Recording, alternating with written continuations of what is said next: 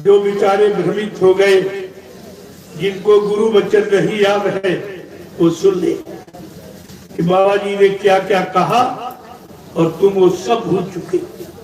अगर तुम्हारे पास गुरु के वादे, गुरु की प्रतिज्ञा, गुरु का संकल्प, परिवर्तन की आवाज अगर तुम्हारी जानकारी में होती तो आप ऐसे समर्थ सदगुरु के साथ कभी नहीं छोड़ते। लेकिन आप सब भूल गए।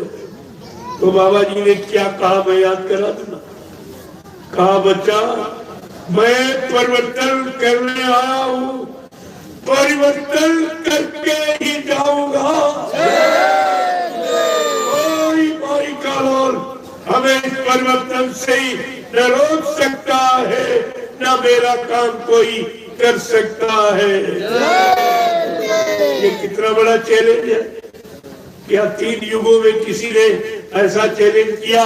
या रामकृष्ण जो अवतारी शक्तियां परिवर्तन के लिए आई, क्या उन्होंने ऐसा कभी चैलेंज किया? दूसरा चैलेंज क्या किया बाबा जी कि मैं कलयुग का इतिहास बनाने आया हूँ।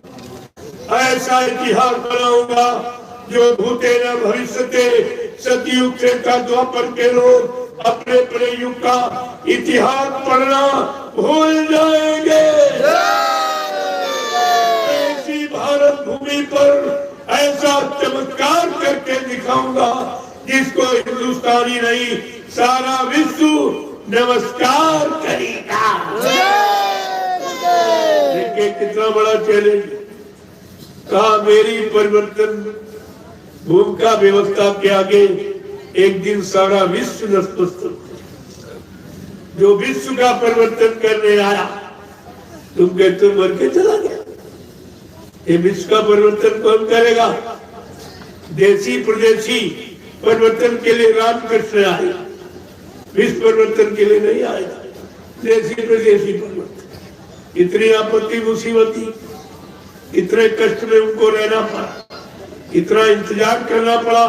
14 वर्ष इंतजारी की भगवान राम ने। एक छोटा सा परिवर्तन, राम राज की स्थापना का एक छोटी आवाज निकाली। उसके लिए 14 वर्ष इंतजारी। कहा?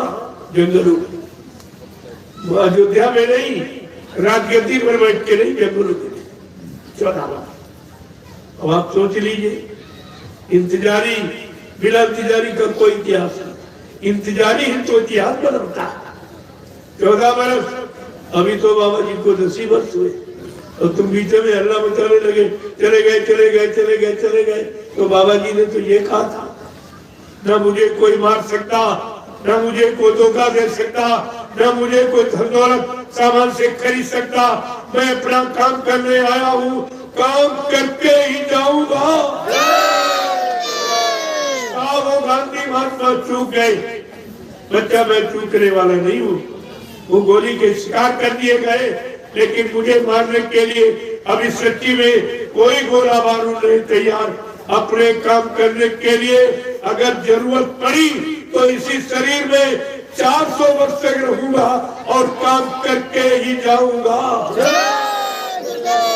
क्या 400 वर्ष का समय निकल गया जो तुम चिल्ला पड़े बाबा जी चले गए चले गए? अभी तो हिंदुस्तान की धरती पर ये प्रचार कराया गया कि बाबा जी के शरीर की उम्र 116 वर्ष और 10 वर्ष की। इस समय 126 वर्ष की। और जिसने 400 वर्ष का वादा, क्या झूठ बोलते थे? क्या झूठ बोल के, क्या झूठ बोलने वाले को आपने गुरु बनाया था? ये सब आपसे पूछा जाएगा। किस तारीख में मैंने क्या कहा? 3 साल के महायज्ञ कराए जो धरती पर किसी ने कराए नहीं। पहला अहमदाबाद साबरमती तट पर, दूसरा अयोध्या में, तीसरा काशी मंगोले नगरी में, और कहा बच्चा अभी चौथा यज्ञ बाकी है जो सतयुग आगमन का हुआ। चौथा यज्ञ सतयुग आगमन का। वो यज्ञ में जब कराऊंगा 6 महीने पहले प्रचार कराऊंगा। और वो यज्ञ किसी पुरानी धार्मिक नगरी में नहीं होगा, किसी बड़े शहर कस्बों में नहीं होगा, धार्मिक नदी किनारे नहीं होगा। एक बियाबान जंगल में एक छोटी सी नदी, उसमें 10 करोड़ प्रेमी इकट्ठा हो। चेला कितने हैं? 45 करोड़। पहले छटनी करके बता रहे कि 10 करोड़ उस सचिव रावण के में शामिल होते हैं और बाकी सब इधर उधर स्वार्थ लोभ लालच में कोई इधर भाग जाएगा, इधर भाग जाएगा, उधर भाग जाएगा। 10 करोड़ प्रेमी उस जंगल में इकट्ठा होंगे चौथे यज्ञ में। मैं उस चौथे यज्ञ में सचिव गाने की तारीख की घोषणा करूंगा, तब बताया जाएगा कि तारीख में सचिव गाने कर ले कोई नकल है, किसी के अंदर सामर्थ नकल कर ले। तो आपको ये सब बचनों को याद रखना, याद रखते तो आप कभी नहीं भूलते कि अभी तो कुछ नहीं हुआ, अभी किसी काम की शुरुआत नहीं हुई। इन स्वार्थी लोभी लालचियों ने बाबा जी के जाने की शुरुआत कर, फिर ये काम करेगा कौन? इनसे आप पूछिए, क्या तुम कलयुग हरा सकते हो, सचिव ला सकते हो? क्या हमारी जीवात्मा को जगा के परमात्मा से मिला सकते हो? हमारे किसी पाप कर्म में माफी दिला सकते हो? अगर आप पूछने लगो प्रेमियों, 2 मिनट में सच्चाई का राज खुल जाए। सत्य क्या, झूठ क्या, असल क्या, गलत। लेकिन तुम्हारे पास गुरु का कोई वचन नहीं है, तो तुम प्रश्न ही क्या करो? तुमने संभाल के रखा नहीं, भूल भुलैया में चले गए। जब बाबा जी ने आपको नाम दान दिया तब भी आपसे वादा किया था, कहा बच्चा मैं अजय अमर देश से आया हूँ, जब तक जीवात्माओं को अजय अमर देश नहीं पहुंचा लूंगा मैं चैन से बैठने वाला नहीं हूँ। जब तक मेरा एक भी जीव यहाँ रहेगा मैं बराबर मौजूद रहूंगा। जब मेरे जगह सारे जीव चले जाएंगे मैं पीछे से जाऊंगा।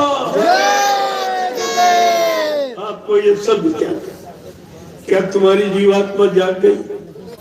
क्या परमात्मा से मिल गई है? जो कहते मिलाने वाला चला गया, क्या और कोई मिलाने वाला है? बाबा जी ने क्या कहा था, क्या आपसे वादा किया, इतने वचन आपको सुनाई, लेकिन आपने कोई उस पर विचार नहीं, कुछ एक भी वचन तुम्हारे पास नहीं। इसीलिए तुम शंका संदेह भूल भ्रम से बच नहीं। उन्होंने क्या कहा था, अपना परिचय दिया कि कोई भूल भ्रम में न पड़ जाए मेरे बारे में। हम आए वही देश से जहाँ तुम्हारा धाम, तुम सबको घर पहुँचाना एक हमारा काम। इसलिए कहा तुम सबको घर पहुँचाऊंगा। यहाँ चेलों ने गुरु को पहले ही पहुँचा दिया। ये सब झूठ हो गया। इसका मतलब गुरु झूठ बोले। अगर गुरु झूठ बोलने वाला सिद्ध हो जाएगा, क्या तुम सब चेले सच्चे माने जाओगे? तुम्हें कोई सच्चा मानेगा? कहेगा गुरु झूठा, ये चेले भी झूठा।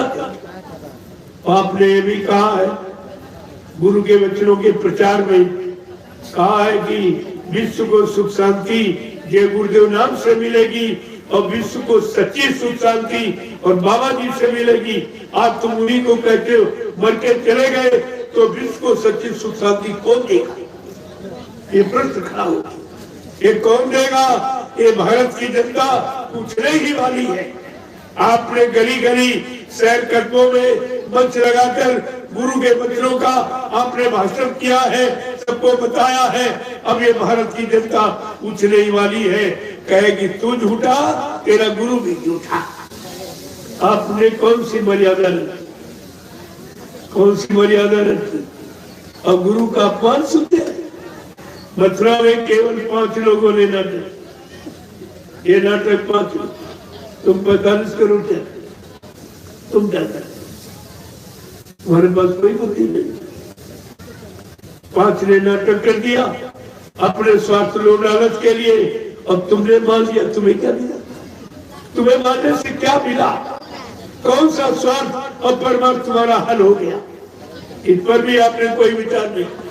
चलो उनका स्वार्थ लोभ लालच था कि ऐसा कहेंगे तो मथुरा की जमीन और मथुरा का आश्रम और ये सब हमको मिल जाएगा, हमारा हो जाएगा। लेकिन ये नहीं मालूम है कच्छ की जमीन किसी एक की नहीं हुई, उस पर सबका अधिकार। जो 45 करोड़ तुम नामदारी सदस्यता प्रमाण पत्र लिए बैठे, ये प्रमाणित है कि संस्था के इतने जिम्मेवार एक को कैसे मिल जाए? लेकिन ये भूल गए। वो जानते थे मैं